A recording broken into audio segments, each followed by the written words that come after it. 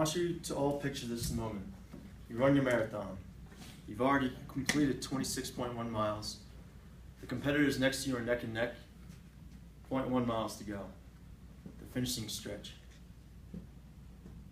The crowd may not be cheering for you at this point. In fact, they may be booing for you. And you're running on fumes just to make it. This situation parallels with the soldier illustrated in Brian Turner's R&R.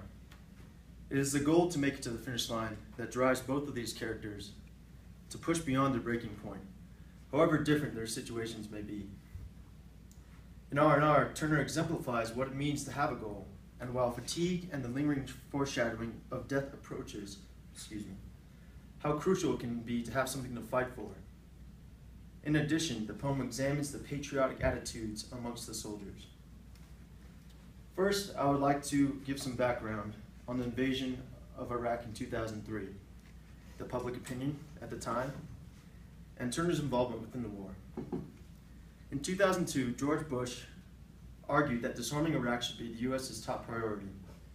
This was because the U.S. was left vulnerable after the 9/11 attacks on the Twin Towers and the Pentagon, and we were concerned with Iraq's terrorist involvement on the ground, and also the possession and manufacturing of its WMDs. In 2003, when Saddam refused to leave Iraq, the U.S. and Allied forces launched an attack on the morning of March 20th. These forces were able to capture Iraq and Kuwait within days. Baghdad soon fell under U.S. and Allied control in April of 2003. The initial public approval rating at the time, however, was not as high, did not approve to the war. It was as low as 60% and continued to decline as the war lingered on. Over the years, it continues to decline and is hanging around 30%. Brian Turner came into the war in November of 2003, after the first phase of the war. His objective was to occupy Iraq and to help rebuild it. While stationed there, he was the team leader of the 3rd Stryker Brigade. He served on the front lines witnessing death and destruction and other byproducts of war. It's because of this that he is more than capable of depicting a weary soldier in need of some R&R. Now I'd like to divert your attention back to the scenario I tried to depict earlier. It is this scenario of the runner and of the soldier that Turner makes apparent that a goal is necessary to push on towards the finish. If we have nothing to fight for, then what's the point? I don't know how many of you have experienced a similar situation, but it's a real gut check. Logic has no place for situations such as these. If you're tired, about to pass out, you feel like your organs are going to explode. Logical thing, you would stop and just catch your breath, hopefully hydrate. However, it's sheer willpower and a strong enough goal that allows you to make it to the finish line. The soldier in the poem is fighting for a loved one back home, but it is more than just that. It is the blissful scenery and the cold beer that sweats in your hand. When weariness starts to take over, the soldier states that that's all he's thinking of now, because he's all out of adrenaline, all out of smoking incendiaries. He has been pushed beyond the breaking point, but still continues to persevere, because he has something to fight for. The next question assessed by the poem is, why are we fighting this war? Turner uses R&R to portray the patriotism of each soldier fighting in the field. The soldiers know what they are fighting for, and it is best portrayed by George W. Bush's quote at a Veterans Day service in 2003. He states, "This nation is freedom's home and freedom's defender."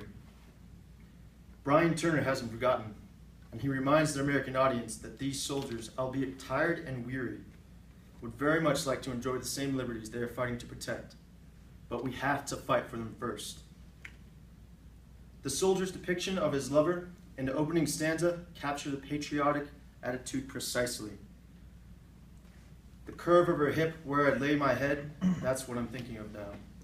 Her fingers gone slow through my hair on a blue day, 10,000 miles off in the future somewhere, where the beer is so cold it sweats in your hand, cool as you're kissing you with crushed ice, her tongue wet with blackberry and melon. I'd say the lover represents Lady Liberty. The distance is a metaphor, and it represents the vast ocean separating the United States from Iraq. Summer fruits symbolically arranged in reds and blues. The flag, what we stand for. I'd say that soldier has a goal to make it back home to the summer in America when we have one of our most patriotic days that we celebrate, Independence Day. This poem serves as an example as to why America continues to fight this war and combat those who would wish to do us harm. Turner uses this soldier's example to remind us what it is we are so preciously defending. By signing up for the military, those soldiers, and even you and I, consented to that risk, that we may be required to give the ultimate sacrifice. Let us not forget what we are fighting for, and hold on to that goal and achieve our R&R, because it may very well be the item that gets us through to the finish line. Thank you.